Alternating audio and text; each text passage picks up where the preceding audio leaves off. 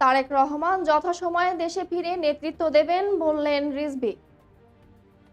বিএনপির সিনিয়র যুগ্ম মহাসচিব রুহুল কবির রিজভী আহমেদ বলেছেন, তারেক রহমান দূরে থেকেও দেশের মানুষের কাছে রয়েছেন। তিনি যথাসময়ে দেশে ফিরে নেতৃত্ব দেবেন। তিনি যখন মনে করবেন তখনই দেশে আসবেন। এতে কোনো বাধা হবে না। রাজধানীর ফার্মগেটে কৃষিবিদ ইনস্টিটিউশনে বিএনপির আয়োজিত দেশ গড়ার পরিকল্পনা শীর্ষক কর্মসূচির প্রস্তুতি পরিদর্শন শেষে সাংবাদিকদের সঙ্গে আলাপকালে তিনি একথা বলেন। রুহুল কবির রিজভী বলেন, দলের ভারপ্রাপ্ত চেয়ারম্যান তারেক রহমান দূর থেকেও প্রযুক্তির মাধ্যমে তৃণমূলের সবার সঙ্গে যোগাযোগ রাখছেন।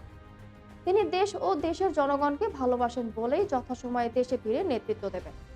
নির্বাচনী তফসিল বিলম্বিত হওয়ার বিষয়ে উদ্বেগ প্রকাশ করে রিজভী বলেন, যদি নির্বাচনের তফসিল বিলম্বিত হয় তাহলে দেশের গণতন্ত্র দূর আকাশে তারা হয়ে যাবে।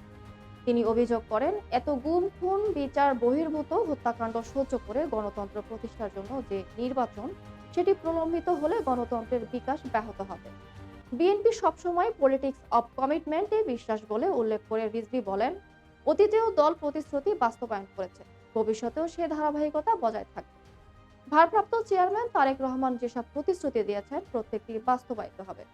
আধুনিক প্রযুক্তির উন্নয়ন কাজে লাগিয়ে তিনি প্রতিটি অঙ্গীকার বাস্তবে রূপ দেবেন। তার প্রতিশ্রুতিতেই চুল পরিমাণ বিচ্যুত হবে না। তিনি বলেন, অতীতে স্বামী মারা গেলে স্ত্রী 15 বছর পেনশন পেতেন, কিন্তু 1990 সালে বিএনপির ইস্তেহারে ঘোষণা দেওয়া হয়, স্বামী মারা গেলে স্ত্রী যতদিন জীবিত থাকবেন ততদিন পেনশনের টাকা পাবেন।